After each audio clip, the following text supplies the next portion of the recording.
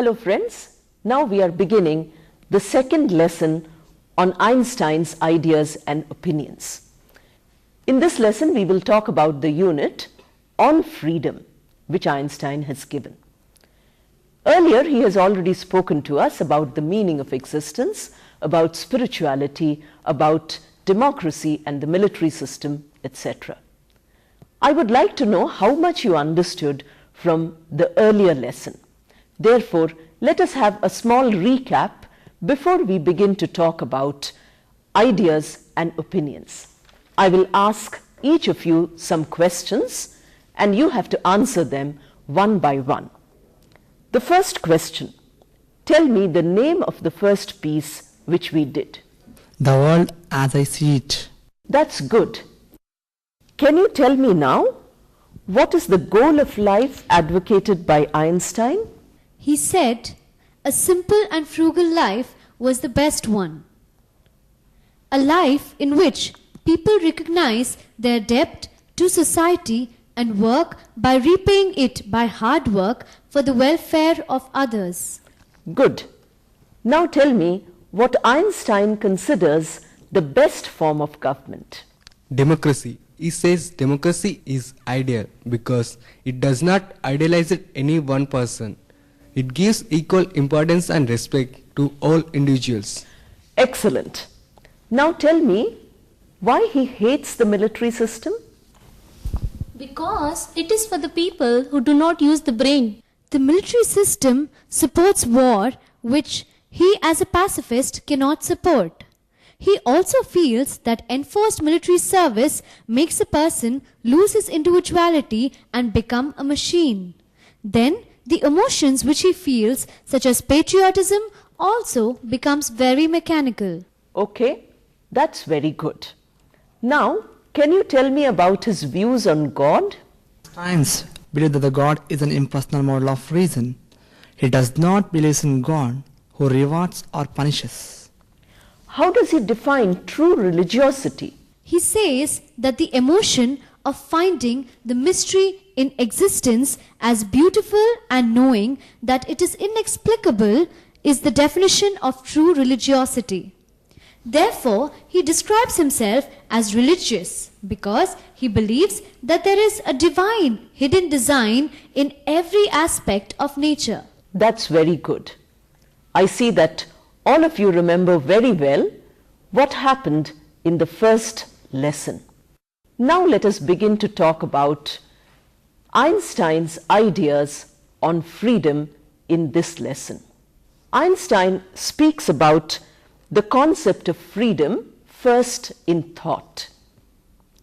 He says that everybody is entitled to an opinion. We cannot challenge anybody's opinion. But if that opinion is harmful to society, then we should stop such an opinion. He says that real freedom is not only physical freedom. It also involves an intellectual and an inward freedom. Einstein advocates that a real good society is one where everyone has freedom. Now let us see in greater detail what Einstein says about the concept of freedom. This unit, which is called On Freedom, begins with an example. Einstein says, suppose a person has an idea that he wants to destroy the world and kill all human beings. On the rational plane, you cannot argue with it because this is his opinion. Opinions are not debatable. Therefore, he can have this idea. But when it comes to practice, such an idea cannot be allowed because this idea breaks the human values. Human value tells us that we should work for the betterment of others, not for the destruction of others. He says that here there are two ways in which human beings can become better. One is to produce the necessities of life with the minimum effort, and the other is to have complete freedom for a creative life. Each of these two are dependent on each other. For instance, a person who's very busy earning a livelihood has no time for personal benefit. Therefore, he does not gain any inward development. He does not become creative. For this, Einstein says that we require to develop scientific knowledge because science and technology make life easier. So if there is a good scientific progress, society also progresses. Then people have a lot of time to devote to their inward pursuits. But he says for real scientific progress, the cooperation of society is most important. Society should encourage independent intellectual activity. Suppose a person's ideas, when they are expressed, create discomfort or danger for himself. Suppose the ideas are suppressed, then that society is not going to benefit. So first he looks for freedom at the physical level. He says that we should first have all the comforts so that we are free. The second is the free intellectual expression. Einstein says that any intellectual experience, any intellectual experiment needs to be communicated. For this, we require freedom of communication. Unless we have freedom of expression, we cannot have real freedom. Suppose a person is scared that by expressing his or her ideas, he or she will be punished, then such a person will stop thinking, and society will not benefit by these exceptional individuals and their thoughts.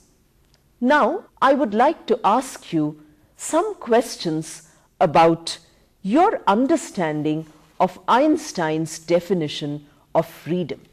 He speaks about scientific and technological development as a prerequisite for freedom. I'm sure you have many ideas about freedom yourself.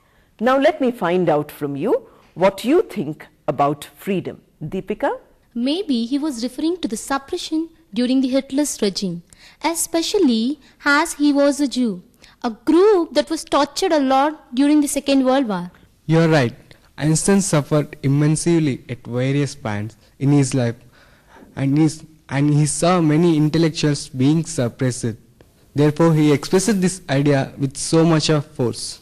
After mentioning that law should protect the rights of people and give them freedom to express themselves, he says there is another factor which is needed. He wants to cultivate a spirit of tolerance and not fight with those who express their opinions and counter to their own.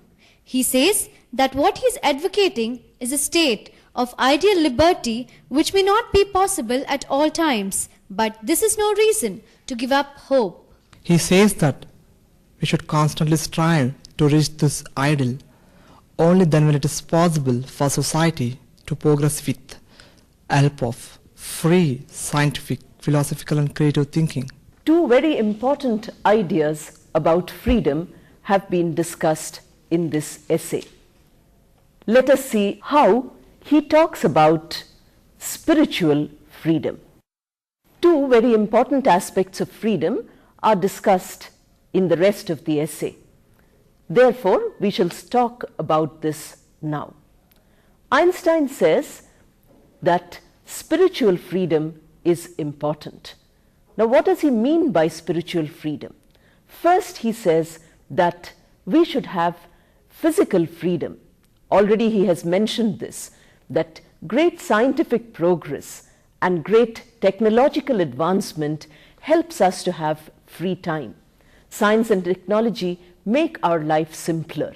Therefore, we can devote a lot of time to inner pursuits. This he calls creativity. It might be a scientific or an artistic pursuit. Once a person is engaged in inner pursuits, his intellectual freedom comes. So the first level is physical freedom and the next level is intellectual freedom. Sufficient leisure makes a person have the time and inclination to pursue intellectual freedom. Great intellectuals are the people who can engage themselves in progress of science and in artistic pursuits too. For creativity, therefore, we require people to devote time to themselves. Only then they realize that their internal life, their internal freedom is as important as their physical freedom. He says there might be some hurdles in the path of this freedom. For instance, society might be very rigid. A school might have strict laws, or it might have a strict spiritual culture. These rigidities have to be removed from society. People in power might sometimes suppress others from thinking clearly. All these stop a person's intellectual freedom. Einstein says that to get real intellectual freedom, we require the help of schools, we require the help of society, we require the help of politicians because they make laws. We require good laws in place so that an individual is ensured freedom. Unless there is freedom in the world outside and in the internal dimension of a person, real freedom does not happen.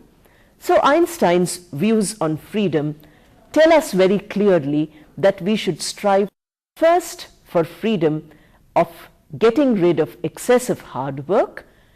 This, he says, can be done by planning. And then we have to talk about internal freedom, using our free time correctly. Once we use our free time correctly, we start generating new ideas, and this is the result of freedom. Now, can we have a discussion on the views of freedom of Einstein?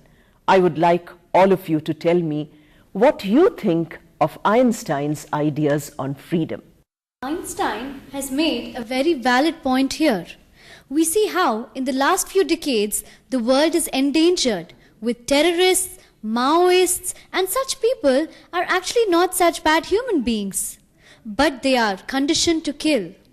They have no freedom to think what is right and what is wrong. And most people are so busy that they don't even think of spiritual development. They only live in the material plane. People are busy, but not with earning their living. Technology has made life easy, as Einstein said it would. But people are using their free time in useless pastimes.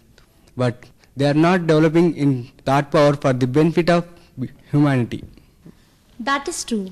Einstein wants the mind to be free. But do we really find such a freedom today? No, not at all. Hardly no one has personal thought. People like to do what others are doing and what others are thinking. When we had no political freedom, India produced great thinkers who can change the world by exercising the power of freedom of thought.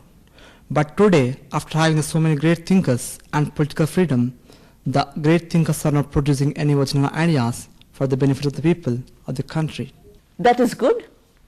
All of you have expressed your ideas on freedom as has been explained by Einstein in this unit, and you have also told us how relevant these ideas are in the world of today.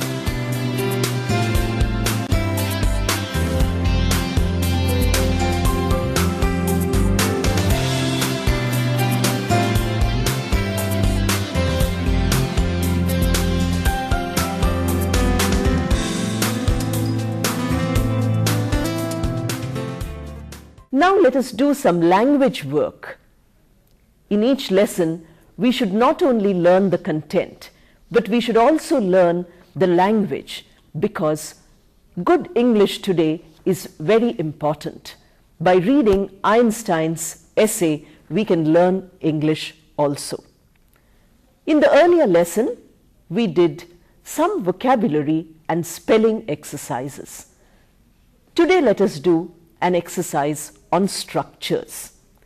Fluency in communication depends on how you can use language in a variety of contexts. You must be able to say the same sentence in different ways without changing the meaning of the sentence. This means that you have great fluency of communication. This is the exercise we will do today based on some of the sentences taken from Einstein's essay. Let me read out to you the first sentence. I'm reading the sentence out to you. How strange is the lot of us mortals! Exclamation mark. This is an exclamatory sentence. Can you make it into a simple assertive sentence? Gopi? The lot of us mortals is very strange. Right. Now, can you make it into a question or an interrogative sentence? Isn't the lot of us mortals strange? Good. Let me give you another exclamation to change into an assertive sentence. I'm reading the sentence to you now. How passionately I hate them! Exclamation mark. I hate them passionately. That's right. Now let us see how the degree of a superlative adjective can be reduced to the comparative degree. I'm giving you a sentence here. Please listen to the sentence carefully. The most beautiful experience we can have is the mysterious. Can you do it, Deepika? A more beautiful experience than the mysterious we can have. Oh no. You started correctly, but you changed the meaning of the sentence. You should have used the word cannot instead of the word can. So the correct form of this sentence should be a more beautiful experience than the mysterious we cannot have. Anyway, don't worry about making mistakes. Remember that unless you make mistakes, you cannot learn. So even if you make mistakes, you must not stop answering the questions. Next sentence, I'm reading out the sentence to you. I'm strongly drawn to a frugal life. Now, can you begin this sentence with the words, a frugal life? A frugal life strongly draws me. Excellent. Do you know what you have done? You have changed a passive sentence into an active one. This is one of the very important rules of transformation. Now, I would like to give you one more sentence which is passive, and I want you to change it into an active sentence. I'm reading out the sentence to you. I'm satisfied with the mystery of the eternity of life. Can you do it, Karthik? The mystery of the eternity of life satisfies me. That's very good. Now we have done some exercises on transformation of sentences. Structures, as you know, are the backbone of a language. You want to learn English well, then you must know the structures of the language. We did a very small exercise, but remember, this small exercise should help you to do many more exercises on your own. When you learn from each other, when you learn individually, then your learning is complete.